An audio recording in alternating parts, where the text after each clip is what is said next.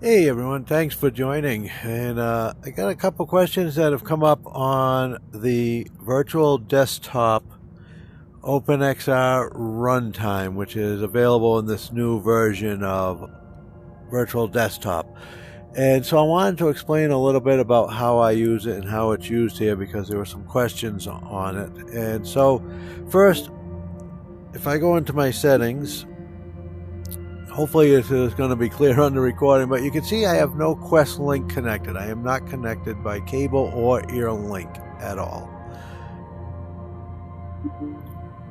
When it comes time to play, now on my computer right now I do have Flight Simulator running just for the saving of time, but this is all it takes. I click Virtual Desktop, and hopefully the Virtual Desktop music won't be too loud. Sometimes there's a little bit of music with this. So now these are my, oops, sorry, I gotta grab the other controller, but you can see it brought me right to the desktop. I'm just gonna go to the menu real quick. Auto connect, optimal resolution, changes the screen resolution. This is not for just looking at the desktop, but you can see I have a very low desktop rate and so forth. And actually, I don't want that. That must have got reset by now boost clock rates. I'm going to reboost that because usually it's on in my system, but I loaded this. This is 1.29.5, which currently on the website is in beta. But I wanted to just go over my settings just so you could see them again. I'm on high right now with 90, 120, 75%, frame, and space warp enabled, always enabled. Nothing different than my last settings video, and I am not using SteamVR. So normally I would hit launch SteamVR. That would take me into the SteamVR background, or loading construct, I guess, virtual environment, and then I could go from there. I'm sorry, this thing is jumping. I'm trying to get my extra controller out of the way, because now I'm not really going to use the controllers at all, because at this point now I just need my mouse. So all I'm going to do is I'm going to pick my flight. Now I like to pick it in here sometimes just because it's a little bit easier. I am not going to go with my BG because I need to see the runway. No, not the icon. I want something with a nice little view, nice and easy. Oh, that Velociraptor thing. Not a big fan of that silly thing. No, we'll go with the...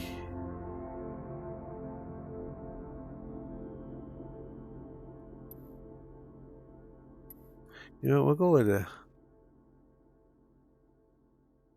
Yeah, we'll go with the NX Cup. All right, and I'm going to take off from where I took off another time here. And I got to tell you, this is a place you want to visit to fly. Now I'm just going to adjust my settings here, high level. I want a little bit of wind, because I like to have the choppy waves. We'll do a little bit more on Gus. Okay. Now, as you can see, it was very easy to go from Virtual Desktop. Oh, let me show you my Virtual Desktop. I want to do that as well. Sorry. Okay. So in here, the OpenXR runtime is what I'm referring to when I was talking about the different change here, because with SteamVR, I would be using the SteamVR OpenXR runtime. If I ran Oculus, either the link or the ear link, I would be using the OpenXR from Oculus. SteamVR has to run in the background for this to work, and it has a ton of overhead, and we're always trying to find ways to shut different things down. So now, with this version of Virtual Desktop Streamer, I am using the Virtual Desktop OpenXR runtime. It's a new native runtime built into Virtual Desktop. So don't need any background. And you can see I don't have SteamVR running anyways on my computer. And as a matter of fact, if you look, I don't have a whole lot running, period. I keep my processes to the bare minimum of what needs to be running. And, you know, other than the Windows, and even a lot of these I'll shut down. So, but for the most part, I'm running just this. And so now I don't have to launch SteamVR. I can get my flight set up. I can get it going. And then it's as simple as Control Tab. Now I'm in VR. And now in SteamVR, when you do this, it's okay, but, you know, it takes a few seconds. Sorry, just trying to get it lined up. It takes a few seconds, but it's not as stable. It's not as steady. It's not as quick. I mean, I am in there now that quick. And, oh, wait, I got to go back to my desktop for something. Okay, hold on. There you go. I'm back to my desktop. With SteamVR, if I hit Control Tab to get out of VR, I would actually be in the SteamVR environment. Then I would have to get out of the SteamVR environment to go back to the desktop, then back to SteamVR, back to the game. As opposed to now, it is all, that's it. Just the virtual desktop app, native application, flight sim, and my Quest. And that's all it takes. Now I'm going to adjust myself here. And of course, the recording makes things a little wonky. When you're trying to do different things here. I'm going to be just a little high. So this is a awesome place to fly. This is out Skerries in Scotland. And it's one airport that they did so much incredible work on. I mean, I love this place. You got to look at that stone wall over there. You really don't see that many other places at all. You got the fence post there. And you can see the ocean is right behind me. Sometimes you take off in that direction as well, but you can see the buildings, those street lights over there. Now, I am going to change it to a different time because I want my lighthouse, which is behind me, to be active. We'll see. So we should have it running behind. So let's see. We got flaps on. Yes. Brakes off.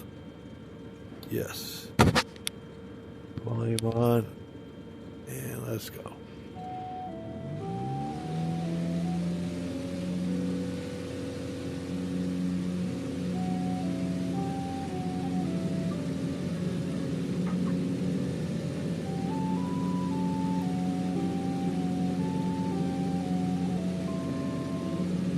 You got fishing boats over there.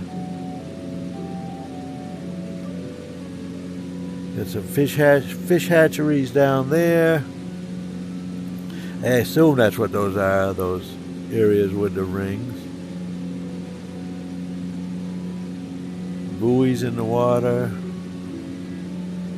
Yeah, this is an awesome place to fly. I absolutely love this airport. It's very small, you know, but you can fly over to Scotland and over there and stuff. So it's not like you don't have other places that you can't go around here.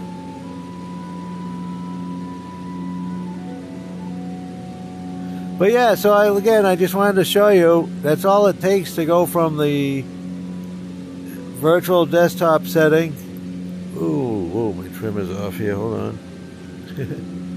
Alright, there's my lighthouse. 500. To go from the setting, from the desktop into the sim and back and forth. Again, not running SteamVR, so I don't have any of the overhead now from the virtual reality add-ins that Steam has to have, plus the Steam background, the Steam app itself, because you have to have all that running with SteamVR, and now I've eliminated it from my computer completely, so I don't even have to worry about running Steam or any of that. It's not even on my computer, which to me is awesome because, as we all know, anything you can keep from running. Oh, that's a weird artifact. Some water on top of the rocks here.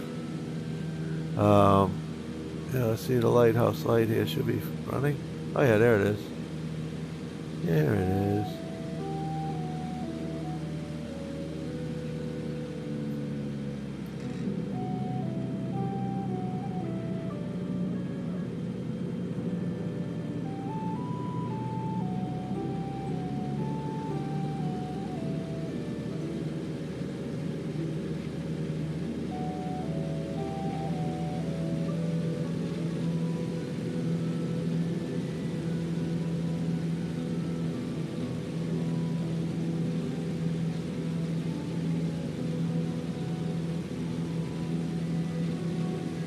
Hey, the lighthouse is so cool. With the light going around and everything.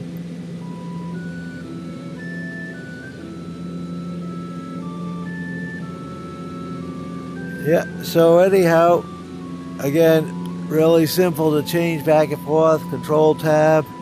At the desktop, control tab. I'm in VR. Oop, gonna line up again.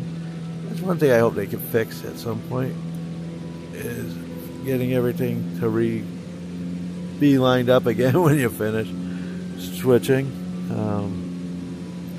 Check out this airport too. It's really an amazing place. It's not much of a runway. You gotta make sure you're very careful when you're landing.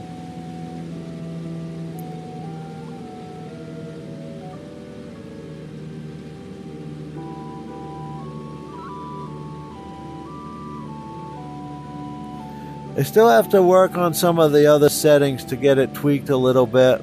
It does seem to be having a couple little stutters here and there, so I haven't really played with my settings at all yet, just because of the fact that I've been happy with it, with the occasional little stutters that I'm getting right now.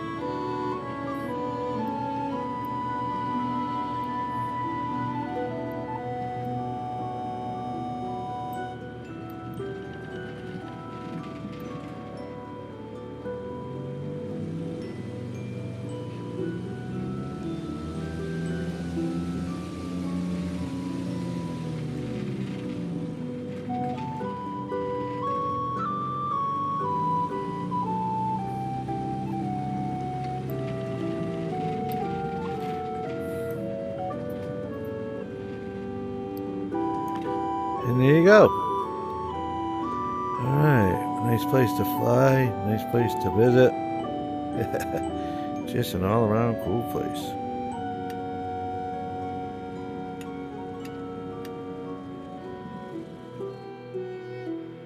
Looks like wife has dinner on the table.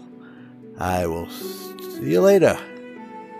Thanks for watching. See you in the skies.